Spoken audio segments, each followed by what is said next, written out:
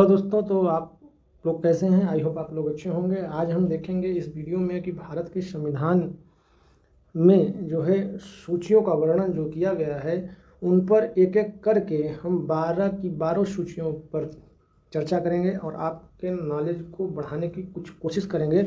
तो आइए हम लोग देखते हैं कि भारत के संविधान की अनुसूची की सूची हम लोग पढ़ेंगे। कितनी सूचियां हैं? टोटल 12 सूचियां हैं। हम लोग 12 सूचियों में 12 की 12 सूचियों के बारे में सब कुछ पढ़ेंगे। ठीक है, 12 की 12 सूचियों के बारे में सब कुछ पढ़ेंगे। तो इस पर हम लोग आराम से चर्चा करते हैं। तो प्रथम सूची की बात की जाए तो पहली सूची है जो है वो कौन सी है? इसके अंतर्गत जो है 28 राज्य जो है भारत के और 8 केंद्र शासित प्रदेश की चर्चा की गई है। ठीक है, बात की गई है। उसके बाद हम देखते हैं दूसरे नंबर की अनुसूची जो है। दूसरे नंबर की अनुसूची में इसमें भारतीय संघ के पदाधिकारियों की जो है, जैसे राष्ट्रपति, उसके बाद जो है अपने लोकसभा के अध्यक्ष, उपाध्यक्ष, ठीक है, इन सब के जो है उच्च न्यायालयों के न्यायाधीश, नियंत्रक, महालेखक परीक्षक आदि के वेतन और भत्ते और पेंशन का उल्लेख किया गया है। ठीक है, उसके बाद जो है हम बात कर लेते हैं तीसरी अनुसूची की। तीसरी अनुसूची में क्या दिया गया? शपथ की बात की गई है। किनके? राष्ट्रपति, उपराष्ट्रपति और उच्चतम अधिकारी जो हैं उनके जो है विभिन्न पदाधिकारी जो हैं उन पर वो सब शपथ किस रूप में लेते हैं, कैसे लेते हैं, इन सब की चर्चा जो है तीसरी अनुसूची में की गई है। बात करते हैं चौथी अनुसूची की। चौथी अनुसूची में ये बेसिकली जो है संघ क्षेत्रों जो हैं, संघीय क्षेत्रों और अंतर्गत राज्य और संघ क्षेत्रीय राज्यसभा के प्रतिनिधित्व का वर्णन किया गया है इसके अंतर्गत जो है। उसके बाद पाँचवीं अनुसूची की बात किया जाए तो पाँचवीं अनुसूची में इसमें अनुसूचित जनजाति जो हैं, अनुसूचित क्षेत्रों के, ठीक है, अनुसूचित क्षेत्रों के, अनुसूचित जनजाति के प्रशासन और नियंत्रण के बारे में उल्लेख है। उसके बाद बात करते हैं छठी अनुसूची। इसमें असम, मेघालय, त्रिपुरा, मिजोरम राज्य जो हैं, पूर्वी राज्य जो हैं, उनके जनजाति जो हैं, जाति के प्रशासन के बारे में प्रावधान किया गया है। स्पेशल जो है नियंत्रण के बारे में चर्चा की गई है, नियंत्रण करने के।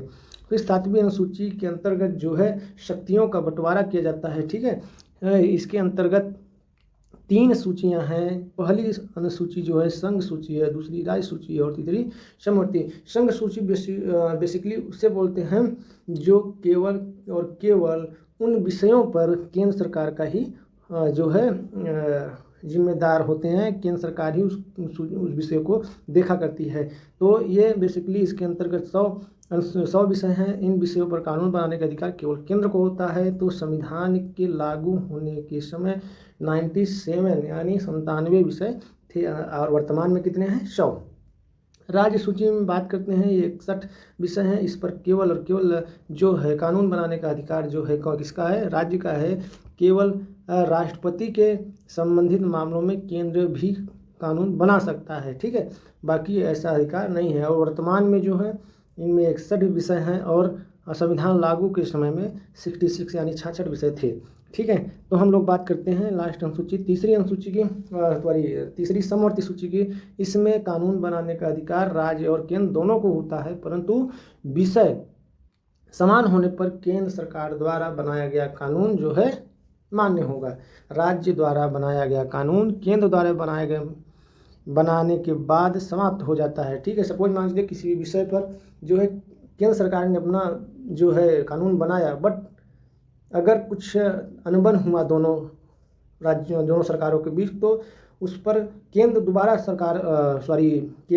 जो है कानून बना देगी, तो केंद्र सरकार का ज़्यादा मान्य होगा। ठीक है, संविधान में लागू होने के समय इसमें 47 विषय थे, अभी वर्तमान में 52 है। ठीक है, अब बात कर लेते हैं 8वीं अनुसूची। 8वीं अनुसूची बेसिकली क्या है कि भाषाओं का उल्लेख किया गया है इस अनुसूची में। ठीक है, जो वर्तमान में भाषाएं हैं वो 22 भाषाएं हैं जो कि संविधान की 8वीं अनुसूची में जो है रखा गया है। ठीक है, बात की गई है भाषाओं के बारे में। इसमें मूल संविधान में 14 भाषाएं थी जब बना था 1947 में। उसके बाद जो है सन 2004 में 4 नई भाषाएं जोड़ी गई, मैथिली, संथाली, डोगरी और डोंगो जो है इनमें शामिल किया गया। उसके बाद 9वीं अनुसूची की बात कर लेते हैं। यह सूची जो है प्रथम संविधान संशोधन अधिनियम 1951 में जोड़ी गई थी। इन अनुसूची में सम्मिलित विषय को न्यायालय में चुनौती दी जा सकती है, लेकिन यदि कोई विषय मौलिक अधिकारों का उल्लंघन करे तब उच्चतम न्यायालय इस कानून की समीक्षा कर सकता है।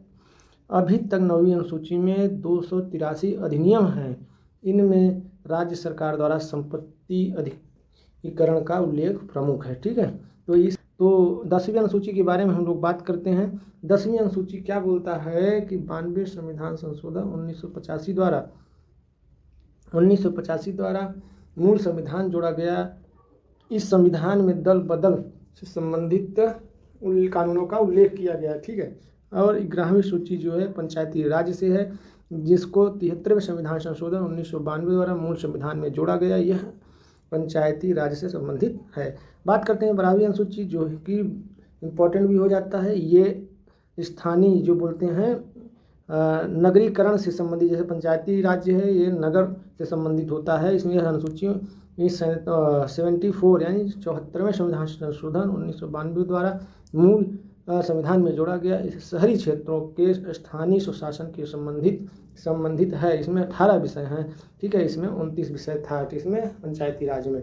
तो इस प्रकार हमने देखा ये सारे के सारे जो हैं जो अनुसूचित थी 1 बाय 1 करके हम लोग पढ़ चुके हैं। इसको एक बार आसानी से सेफ तरीके से अच्छे से स्वयं पढ़ना और वीडियो को बैक करके दोबारा हमारी बातों को सुनना, तो आपको एग्ज़ाम में डायरेक्ट ही क्वेश्चन पूछ लिया करते हैं। जैसे कि प्रथम अनुसूची किससे संबंधित है, तो आप बताएंगे कि ये राज्यों और केंद्र शासित प्रदेशों का उल्लेख है। ठीक है, ये आप बता सकते हैं। दूसरी अनुसूची में पूछ लेगा कि किससे संबंधित है, आप डायरेक्ट बोलेंगे कि वित्तीय भत्ते से संबंधित है। ठीक है, पेंशन से संबंधित है, क्योंकि तो इन सब पदाधिकारियों के। ठीक है, तो इस प्रकार से क्वेश्चन आते रहते हैं।